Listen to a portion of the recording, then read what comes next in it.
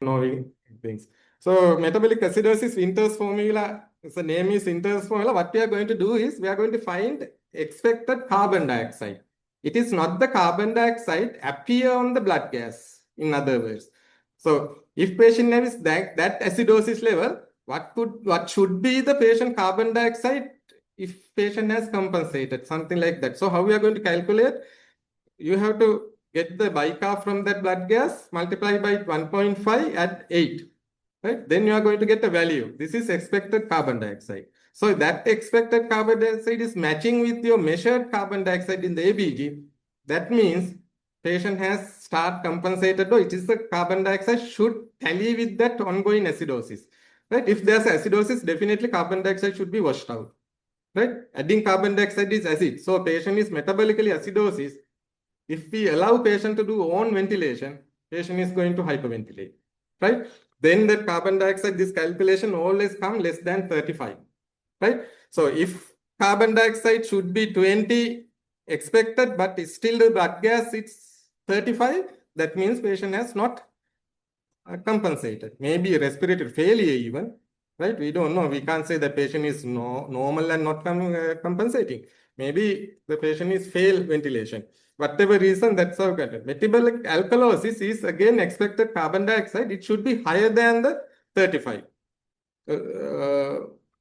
Normal range, 45. That's how it comes as bicarb into 0.7 plus 20. Acute respiratory acidosis and chronic respiratory acidosis, easiest ways to keep in mind, each 10 millimeters mercury change of carbon dioxide, right? Say now it is 55 from 45, then 10 millimeters mercury, bicarb is going to change by 1 in acute condition. Chronic conditions 4, right? Don't get confused. I will put a chart, then you will familiar with that. Right. Compensation metabolic acidosis. If patients have metabolic acidosis, as I said, is Winter's formula. So measured carbon dioxide equal to expected. Same thing I explained is appropriate compensation. Say your measured carbon dioxide is higher than expected carbon dioxide. Right? That means patient is having another component to have higher carbon dioxide. Is it clear? Once you put that Winter's formula, your carbon dioxide comes as 20.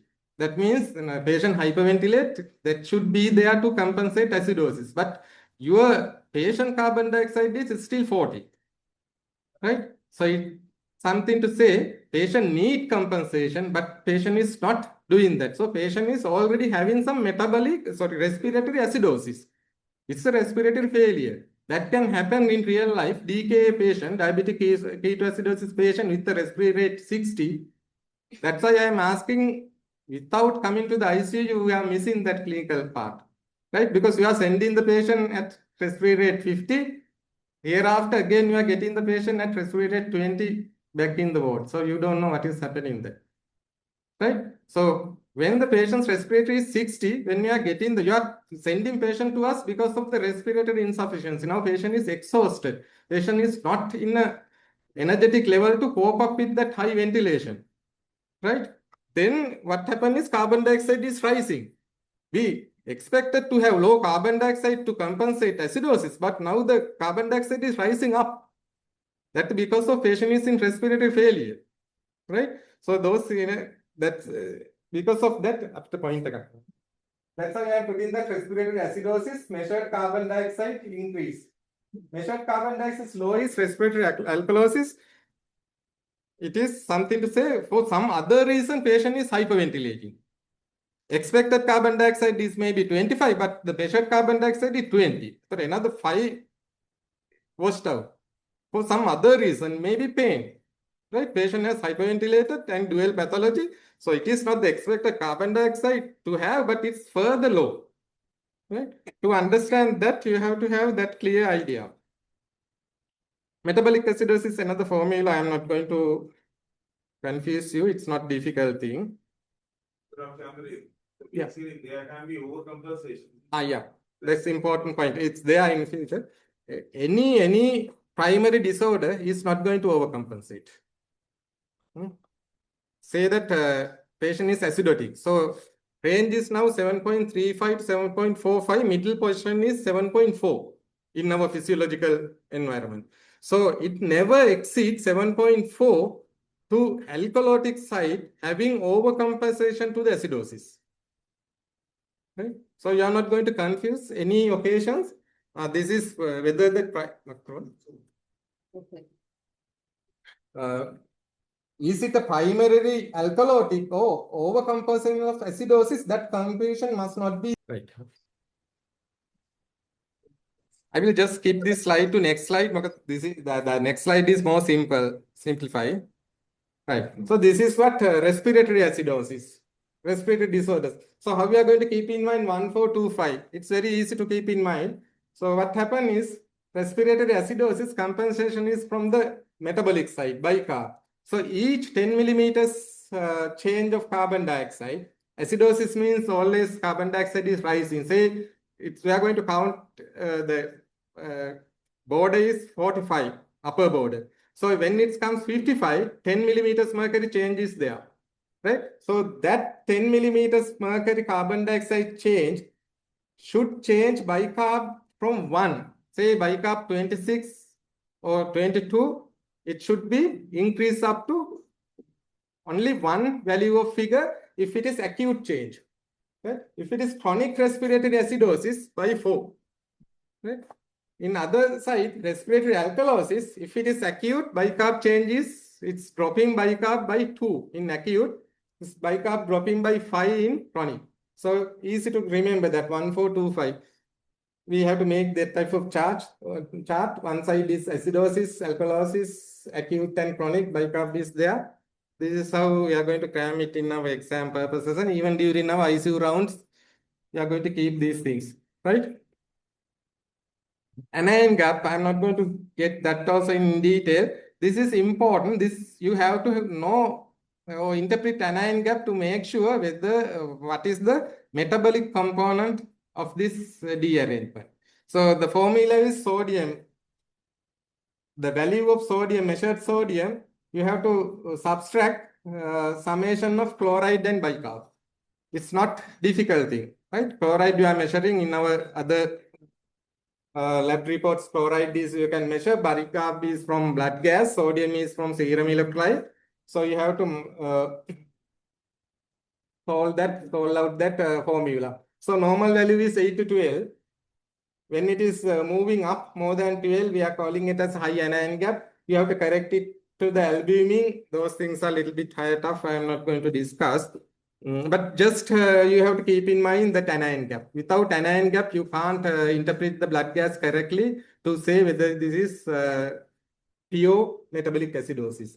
So high anion gap acidosis, there are mnemonics to keep in mind few scenarios. Disease content. So this is a common mnemonic that we have done. Those days it's mud piles. Now they have changed. That's a gold mark, right? So glycol, ethylene, propylene, oxapelin is metabolite product of paracetamol metabolism. It's a chronic paracetamol exposure you can have. Lactate, D-lactate is a same thing. We are getting that another form of that. Methanol, aspirin, renal failure, ketosis. So in our level, ketoacidosis and renal failure, right? Other things are not commonly happen, and lactate, lactic acidosis. So those three situations, you are going to get high anion gap acidosis. Winters, we discussed delta ratio. It's another little bit of advanced stuff, but by looking at your faces, I don't think that this is not the ideal time to discuss the delta ratio. We'll skip that. Yeah, same lecture. That's why the thing is that I didn't prepare that. This is important. Delta ratio, you need that, right? Without that, you can't interpret that these values. That delta ratio again, there's no big complex thing. 24 minus bicarb measured from the blood gas, anion gap we calculated earlier minus 12. So if this whatever final value is less than 1, normal anion gap acidosis is important to interpret. Otherwise, you can't interpret. If it is 1 to 2, that value is pure high anion gap, the disease levels situations we discussed earlier. And if it's more than 1, metabolic alkalosis or chronic compensation. Right? Those things to interpret metabolic acidosis state. Right? So delta ratio, if you are studying for postgraduate, as that Udanasa said, these things you can find in the textbook. Right? Oxygenation, just to touch little bit, from blood gas you can assess that oxygenation. Mainly we are stick with the PF ratio, right? PF ratio is partial pressure of oxygen we are divided by the fractional inspired oxygen. So this is the newest classification. Now we are not telling ARDS, right? That term we are not going to use. We are going to describe it as acute lung injury. So acute lung injury, the severity level classification, that PF ratio is less than 100 is severe AL. ALI means acute lung injury. 100 to 200 is moderate. 200 to 300 is mild AI. Normal, if that PF ratio is more than 300, it's normal. Why it is important? When you are telling that, say your consultant is now asking blood gas, when you are telling that the saturation is 98, it doesn't make any sense if you are not highlighting or mentioning the FiO2. You can have 2 patients with saturation 98, one patient is on air saturation 98, other patient is with 100% oxygen 98 saturation. But too extreme, right? The second patient might need intubation. So there's no value interpreting or giving saturation without mentioning FiO2 or inspired oxygen. So that's why they make this formula to get rid of that error. You can't go behind with saturation only or partial pressure only. But once you get that ratio, it's going to combine the both parameters and you are going to get a more sensitive interpretation.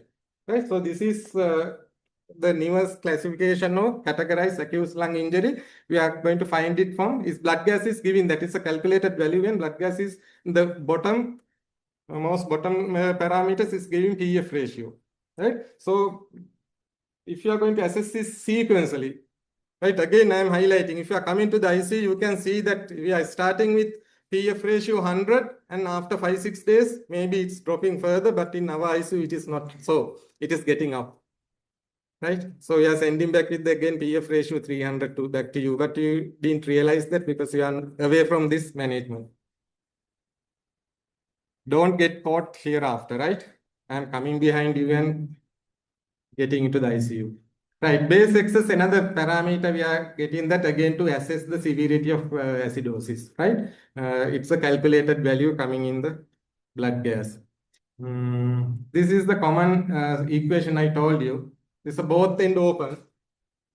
Right, so God has done the wonderful work to us to survive. So you can't shut down, you can shut down that kidney end, then the lungs will be compensated for a certain time till we get rid of the primary disorder in the other way.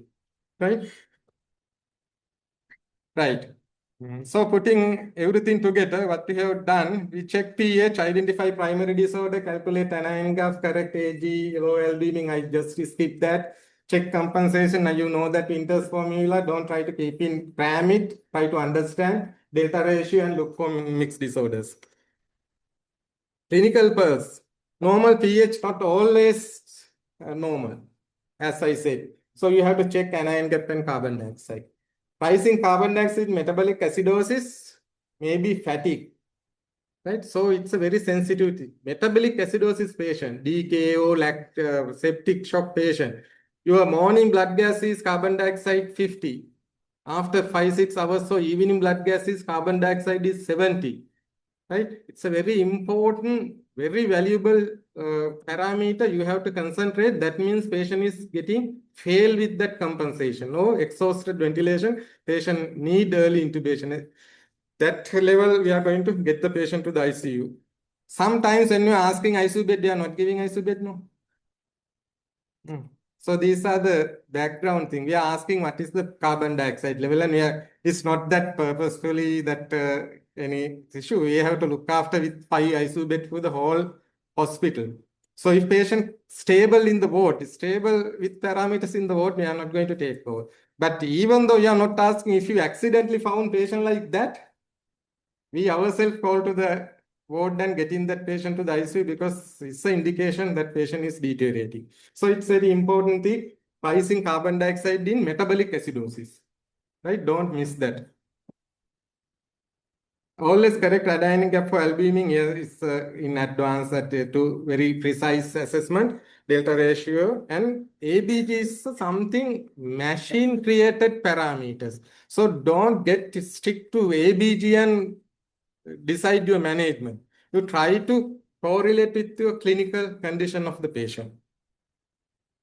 Right, little rush, little bit of case scenarios. Right, 65-year-old patient, any questions before that? Now you have to answer, that's why I'm asking.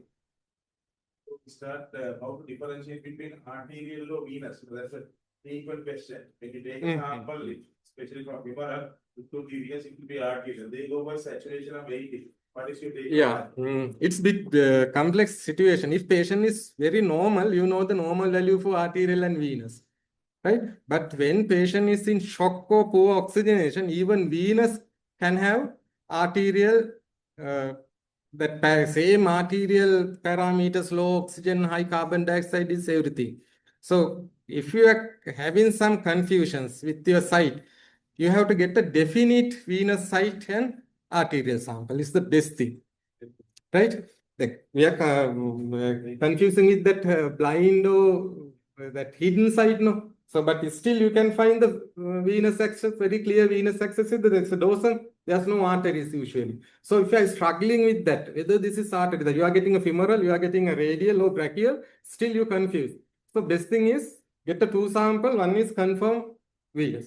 Then you, the lower oxygen and higher carbon dioxide, everything is in the venous side. Right? There's a big margin with the oxygenation more than the carbon dioxide. Right? Carbon dioxide is there, but its ventilation is poor, but oxygenation, yes. Right? Otherwise, if you are not going to correlate with clinical scenario, it is very difficult. And by the way, you don't have the arterial switches anyway, Sorry, arterial syringes. which we using about you. You cannot. No. These are special products. Yeah. Then you can. Oh, yes, you can compare with the pulse oximeter saturation. Yeah, pulse oximeter saturation. Those things, we again problem in the septic shock. Usually you can't get the peripheral pulse. Right? Everything is fine when the patient is normal, but in a very shock stage, the problem comes in the shock patients. You can't palpate the pulse, everything. Then the peripheral circulation also not normal. Right? So you can compare with that. Right. Now you must be very much okay and understood, I think. No, now we are ready for the reaction. Shall I start from the prayer rows or the front rows? Right, 65-year-old patient presented with urosepsis, tachypneic, hypotensive. I didn't put that blood gas pictures because these are small printed letters and you are not going to see things. So I get the important values, parameters extracted from that blood gas report. So now pH is 7.32. That is the diagnosis. Acidosis, good. Now you have to use your two eyes, one to bicarb, one to carbon dioxide. So carbon dioxide is 24, bicarb is 14. So now we have total acidosis. Metabolic acidosis. Yes, carbon dioxide 24 never causes acidosis. It's alkalotic. So then primary disorder is acidosis. Lactate is high. Right? Lactate normally 2, below 2, now it is 6. So lactate is high. So it's metabolic acidosis. Could be lactic acidosis by your clinical knowledge, you know lactic acidosis, high anionic acidosis. Carbon dioxide is normally 35 to 45. Now it came up to 24. Right? So it's hyperventilators. Now it started compensation. But the pH is still 7.32. Right? Compensation is not up to the normal level. If it is normal, it should reach up to the normal range. Right? So this is primary metabolic acidosis is partial compensation of partial respiratory compensation. Right? So is compensation adequate? Not yet. Any mixed disorder? There's no such mixed disorder. Right? To interpret or comment on mixed disorder, you have to put that on the Winter's formula. They are unique. Right? So leisurely you go back and try to apply to the Winter's formula how we are going to get expected carbon dioxide.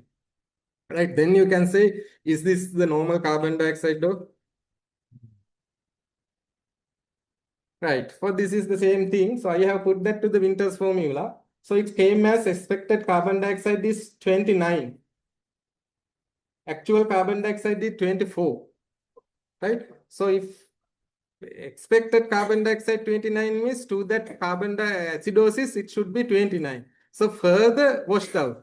Maybe there's another reason to have hyperventilation, not only for that metabolic acidosis, right? So no need that to go up to that level, right? You need that primarily, it's metabolic acidosis partially compensated. Right. 72-year-old patient, non-COPD, drowsy on oxygen, ABG 7.21, carbon dioxide 75, bicarb 30. Yes, again, acidosis.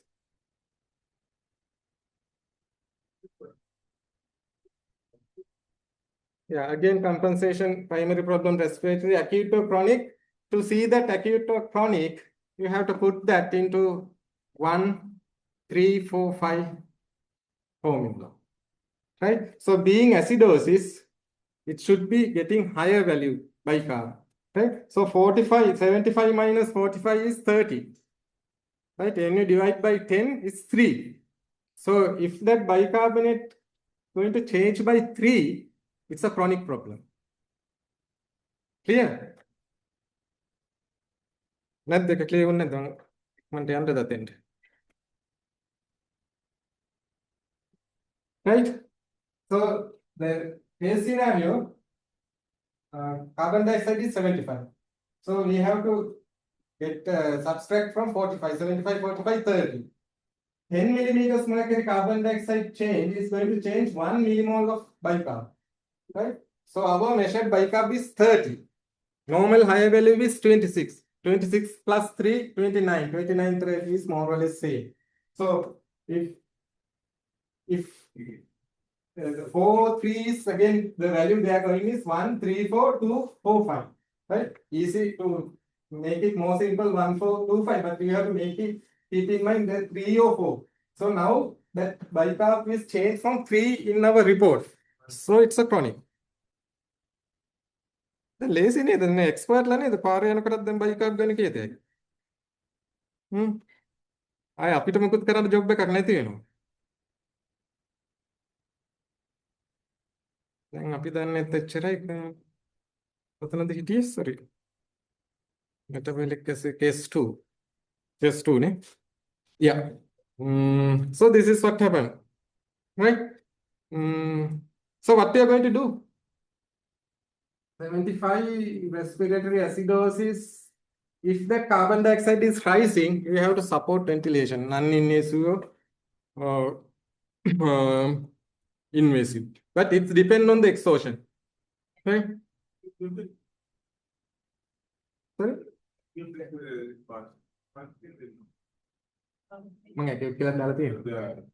sorry. Partial, yeah, it's chronic. Sorry. Yeah. One respiratory failure, type 2 respiratory failure, that's what we use. Yeah. So, sorry? Type 2 respiratory. Yeah. We use the term and yeah, using in our clinical interpretation, right? But now in the clinical practice, it's not demarcation wise, they are not using that. But it's type 1 failure is only oxygen hypoxemia with normal carbon dioxide. Type 2 failure is exhaustion. Right? When patient is exhausted and carbon dioxide is rising and with hypoxemia, it is type 2 respiratory failure. Physiological explanation, it is still there, but clinical practice, it's not going to, I have never seen that now it's going to apply. Case 3, 25-year-old patient, polyuria, Kussmaul breathing, pH 7.1, carbon dioxide 20, bicarb 6. Same patient we had in our bed one, bicarb 6. Immediately want to get like අපිම බලෙන් ඇදගෙන ගෙනාවා. Okay, now bicarb is 24 that patient, right? So this is that sodium chloride, everything is there for to calculate anion. So primary disorder, calculate anion gap compensation, everything is now you can see that, ne? Not complex. Right, discussion is anion gap 32. Normal anion gap is 12 to 14, so it's high. Winter's expected carbon dioxide 70, actual carbon dioxide is 20, right? So high anion gap, metabolic acidosis, impending respiratory failure. Why we are telling respiratory failure? It should be 17, but the carbon dioxide is little bit high, right? That means patient can't compensate up to the required level, means patient is getting deteriorated. If you do same setting without supporting, if you are going to do a blood gas in another few hours later, carbon dioxide may be further high, right? So rising carbon dioxide in decay, I mentioned it earlier also, it's a very bad sign. It's an alarming sign, you have to act very quickly, right? Impending respiratory failure, need early intubation. They keep on going bike up at this point. It is absolutely wrong. They say Yeah. in DA, Because it's going to change that, mask it. bike up is not a frequent medication in DA. I just add some slide that how we are going to give bicarb also. It's not up coming under this topic, but I am going to meet you during this time only. No? So I just add that. Cases are there, but I think now you can. Yes. 20 cases. This is real patient. We got it in our ICU. The important parameters 1 and 2 I put here. This is what we found that pH 7.29, carbon dioxide 17 and bicarb 8.6. Right? This septic patient we have got from the medical ward. And once we manage the patient after 2-3 days, now these are the parameters. So lactate is high because of sepsis and patient is severely compensated, then impending respiratory failure is there, right? Because patient couldn't go like that with the high respiratory rate, and we gave an uninvasive CPAP and patient is improved with that. These are the parameters, right? So these are the 2 blood gas reports. We got it on admission and after few days. Right. This is the same thing again. It's very easy to work out that how we are going to do compensation, partial or fully. That's same thing we discussed, right? Rationale of bicarb therapy, I quickly rush within another 5 minutes. So this is important thing, right? So treat the cause first. Don't rush into giving bicarb. Bicarb is not a very good or life-saving or treatable drug like that. It can worsen the scenario, right? It's just a supportive compound for a short time basis to overcome some deterioration or critical ill situation. But it's not like morphine given for analgesia, right? This definitely you can have some analgesic relief giving morphine. If patient is in pain, you have to give analgesics. But if patient is in acidosis, giving bicarb is not so, right? So without having further clear understanding, don't give bicarb. So I will tell that what are the situation you can give bicarb, but it's not a very free drug to give. Once you that say if you find hypovolemia, giving fluid. It is not the same thing giving bicarb. So treat cause first, sepsis or DK or AKI toxin. Bicarbonate is adjunctive. That means just a supportive care thing, right? Not definitive therapy. Evidence shows no mortality benefit given bicarb. Right? There are certain things, I don't know how it's come to our gut feeling here. When the blood pressure is low, start in noradrenaline. Right? It's worst scenario. Right? You are ruining the machine like heart. Never ever start noradrenaline first when the patient is in the low blood pressure. You have to find some other reasons, fluid and everything. Right? It's like a වතුර මෝටර එක වතුර නැතුව තියෙද්දි අපි ලොකු power එකක් දුන්නාම උන්ට පම්ප් කරන්න බැරුව මෝටර එක සීස් වෙනවා වගේ වැඩක් වෙනවා heart එකට. හරි? Not to criticize anything, we are getting patient like that. That's why I am telling. Right? That's the importance of having this type of intellectual discussions. Right? No bicarb first line. Evidence shows no mortal benefit overall, but except in AKI. You are agreeing with me, no? So you have seen that once that patient is a renal issue, we are giving liberally bicarb like, because there are some mortality benefit, right? This is the only place we have to combine with acidosis and bicarb therapy first line, right? We will have a separate lecture from Udanasa for that. pH threshold. So if you are giving bicarb, if you are go behind or if you are giving bicarb depending on the pH, very severe acidemia, less than pH 7.1, certain situations we are deciding to give bicarb.